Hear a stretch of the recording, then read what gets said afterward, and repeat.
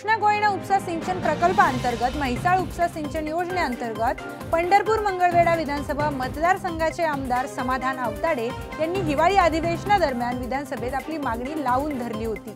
या मागणीची दखल घेत राज्याचे उपमुख्यमंत्री देवेंद्र फडणवीस यांनी सदर मागणीवर सकारात्मक दर्शवून हे पाणी संबंधित मंगळवेढा तालुक्यातील गावांना देण्यासंदर्भात आश्वासन दिले।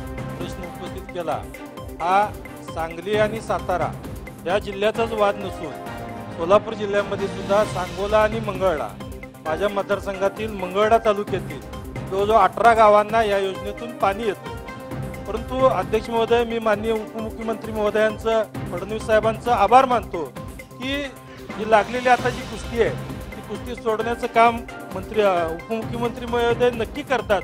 परंतु जयंत पाटील साहेब ही कुस्ती आमच्या अंगावर येते। अगोदरच आम्ही दुष्काळात जन्मलेलो, दुष्काळात आतापर्यंत झाला, आता पहिल्यांदा पाणी त्या निमित्तानं आमच्या मंगळवेढा तालुक्याला 18 गावाला या लागलेला आहे।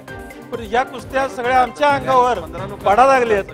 तर मला या निमित्तानं उपमुख्यमंत्री महोदयांना एक निवेदन करायचं आहे की कालवा सल्लागार समितीचा जो नियम आहे, पाणी वाटपाचा जो नियम आहे, टेल टू हेड, हा टेल टू हेड जसं आज आपण दोन्ही जिल्ह्याचा वाद आपण संपवत आहे, तसंच या दोन्ही जिल्ह्यांनाही आपण सांगावं टेल टू हेड, म्हणजे हे पाणी आलेलं पहिल्यांदा आम्हाला यावं आणि त्याच्यानंतर मग वर पाणी या ठिकाणी हेड पर्यंत जावं।